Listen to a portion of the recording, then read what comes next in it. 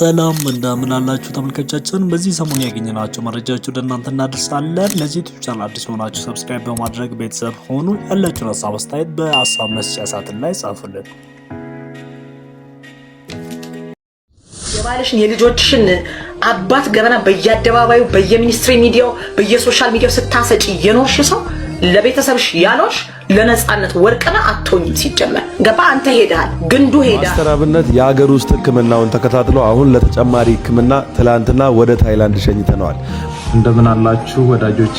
ሀገር ውስጥ የነበረው ሕክምና ጨርሼ ተጨማሪና ዘላቂ ሕክምና ለማድረግ ውጭ ሀገር እገኛለሁ። በሁሉ ነገር ከጎኔ የቆማችሁ መላው የኢትዮጵያ ሕዝብ ሀገር ውስጥም ውጭም ያላችሁ እህት ወንድሞቼ ሰላም እንደምን አላችሁ ተመልካቾቻችን፣ ባላችሁበት ሰላማችሁ ብዝት በል እያልኩኝ ሁለት ጉዳዮች ላይ አትኩረን ዛሬ የምናወራና የምንነጋገር ይሆናል። አንዱ ስለ አርቲስት ነጻነት ወርቅነህ የቀብር ሁኔታና እንደዛውም ደግሞ ስለ ማስተር አብነት ከሀገር ወጥቶ ሕክምና ስለ መውሰዱ ላይ የምንነጋገር ይሆናል።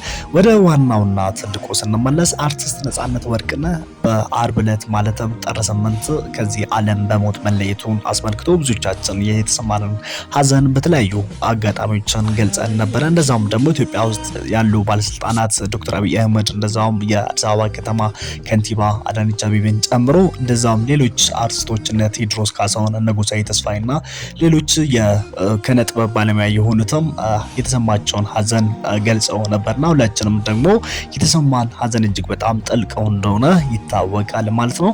እንግዲህ ትናንትና ግን ትንሽ አነጋጋሪና ህዝቡን ያስቆጣ አንድ ጉዳይ ተፈጥሮ ነበረ። ይሄ ነገር የተፈጠረው እንግዲህ በአርቲስት ማለትም ከዚህ በፊት በትወና ስራዋ እናውቃታለን። በቅርብ ጊዜ ደግሞ ገነት ሪያሊቲ ሾው ወይም ገኒ ቤተሰብ የሚለው ዩቲዩብ ቻናል ላይ የምናውቃት አርቲስት ገነት ንጋቱ ባደረገችው ነገር ሁላችንም እንግዲህ ማዘናችን ይታወቃል።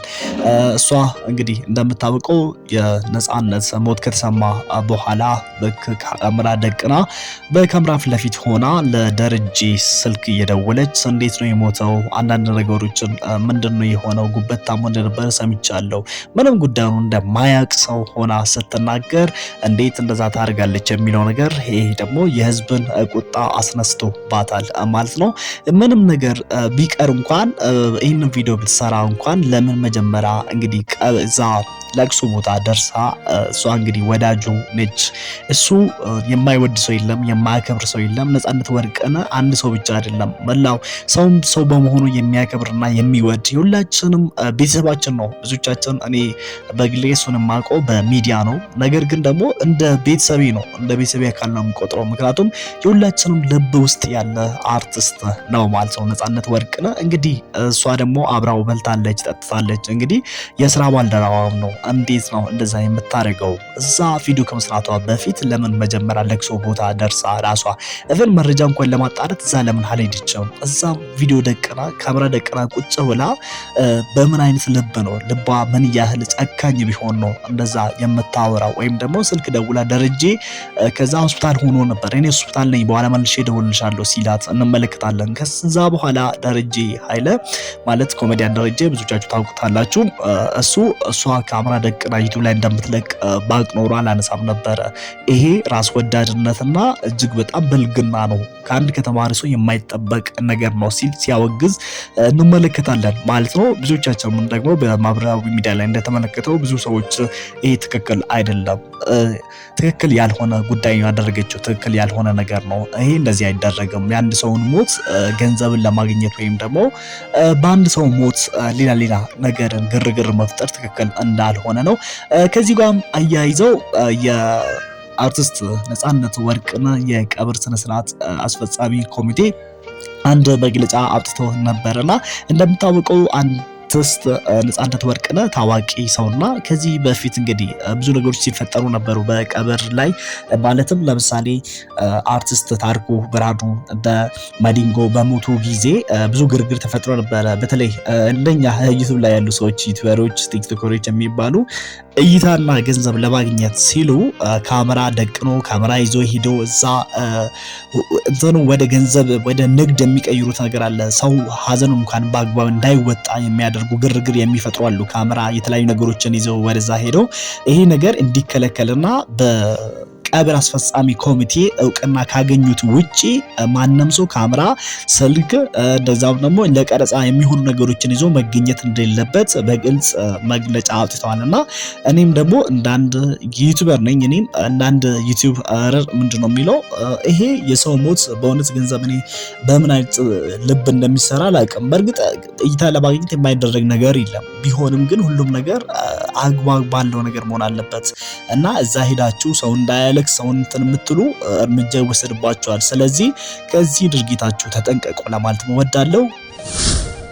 ወደ ዋናውና ሁለተኛ ጉዳያችን ስንመለስ ደግሞ ስለ ማስተር አብነት ጉዳይ ነው። ማስተር አብነት እንደምናውቀው ከዚህ በፊት ኢትዮጵያ ውስጥ እጅግ በጣም በርካታ ጥሩ ስራዎችን የበጎ አድራጎት ስራዎችን በመስራት ይታወቃል። ብዙዎቻችን የምንወደው የምናከብረው ኢትዮጵያ ውስጥም ካሉ ቲክቶከሮች በቁጥር አንድ ማለት እንችላለን በበጎ ስራዎቹ ስለሚታወቅ ኢትዮጵያ ውስጥም ደግሞ አንደኛ ደረጃ ላይ ተቀምጧል በተከታዮች ብዛት። አይ ቲንክ ወደ 5 ሚሊዮን ከ400 ሺህ ማመን ተከታዮች አሉት ቲክቶክ ላይ። እንግዲህ ማስተር አብነት ከዚህ በፊት ከአንድ ወር በፊት ገደማ አካባቢ እንደታመመ ብዙዎቻችን ሰምተን በጣም ደንግጠን ነበረ። እዚሁ ሀገር ውስጥም ደግሞ ሕክምና ሲደረግለትና ሕክምና ሲከታተል ነበረ። አሁን ደግሞ ትላንትና ወደ ከሀገር ውጪ ሄዶ ማለትም ከሀገር ወጥቶ እንዲታከም እንግዲህ ከዚህ ያሉ ሕክምና ባለሙያዎች ትዕዛዝ አስተላልፈዋልና በትዕዛዛቸው መሰረትም ደግሞ በቦሌ ኤርፖርት ጓደኞቹ፣ የስራ ባልደረቦቹ እንደዛም ደግሞ የሱ ወዳጆች የሆኑት እዛ በመገኘት ሸኝተውታል። እጅግ በጣም እኔ ልቤን የነካው ነገር እነ ታዋቂ የሆኑ እነ መስኪ መንጌ የሚባሉ እነ ዩቲናስ ሲያለቅሱ እንመለከታቸዋለን እዛ ጋር እሱ በመሄድ እኔም በዚህ ዩቲዩብ ቪዲዮ ላይ ሲለቀቅ እንግዲህ ታምኔል ወይም ደግሞ ከቨር አለ። በዩቲዩብ ከቨሩ ላይ ምን ጽፌያለሁ? በእንባ ተሸኘ ስል ምናልባት ሌሎች አንዳንዶቻችሁ እንደ ኔጌቲቭ ወሰዳችሁ ወይም ደግሞ የሆነ ነገር ያረፈ አርጋችሁ የወሰዳችሁ ልትኖሩ ትችላላችሁ። በእንባ ተሸኘ ማለት እዛ ጋር በአየር መንገዱ ማለትም በዛ ኤርፖርት ውስጥም በአየር ማረፊያው ቦታ ብዙ ሰዎች ሲያለቅሱ ነበር። ሲሄድ ይሄው ቪዲዮ ላይ እንደምንመለከት ብዙዎቹ ጓደኞቹ ያለቀሱ ነበርና እጅግ በጣም አዝነዋል። እሱም ደግሞ ያለው ነገር ምንድነው? እኔ ወደ ከሀገር ወጥቻለሁና ሁላችሁም እንደ ሃይማኖታችሁ እንድትጸልዩልኝ ዱዓ እንድታደርጉልኝ እፈልጋለሁ ሲል ለኛ ማሳሰቢያ ሰጥቷል። እንግዲህ እሱን እኛ ማገዝ የምንችለው በወሬ አይደለም፣ በምንም ገንዘብም አይደለም፣ በምንም አይደለም። ያለን አማራጭ ወደ ፈጣራችን ለሱ በመጸለይና እግዚአብሔር በቀድሞ ጤናው መልሶት በጤናው እንዲመለስ እና ተሽሎት ደና ሆኖ እንዲመለስ ነው እኛም የምንፈልገው እና ጸሎታችን መሆን ያለበት ይሄ ነው። እግዚአብሔር ይማር፣ ለቤተሰቦች በሰላም ይመልስ፣ በተለይ ለልጆች። ምክንያቱም እዚህ ጋር ማስተር አብነት ብቻውን አይደለም፣ ልጆች ቤተሰቦች አሉት። እንግዲህ እንደዛ ሲሰራ፣ እንደዛ ድሃን ሲያግዝ፣ እንደዛ የተራቡትን ሲያበላ፣ እንደዛ የተጠሙትን ሲያጠጣ፣ እንደዛውም ሰው የሌላቸው ሰው ሆኖ ወዳጅ ሆኖ ሲደርስላቸው እሱም ቤተሰብ አለው የሚያስብላቸው ቤተሰቦች ነበሩ። ከጀርባው ሚስት አለችው፣ ልጆች አሉት። ፎቶ ላይ እንደምትመለከቱት ሴት ልጅ አለችው እና እነዚህ በብሉ ትቶ ነው እንግዲህ ከራሱ ጥቅም በላይ ከራሱ ማንነት ከራሱ ቤተሰብ በላይ ሌላን ሰውን አስቀድሞ ነውና ይሄ እውነትም በጎ ተግባር ነው ማለት ከሚባለው በላይ ትልቅ ነገር ነውና እግዚአብሔርም ለቤተሰቦቹ፣ ለወዳጅ ዘመዶቹ፣ ለሚወዱት፣ ለሚያከብሩት እሱ ለደረሰላችሁ ሰዎች በሰላም ይመልሰው ለማለት ወዳለው። አመሰግናለሁ።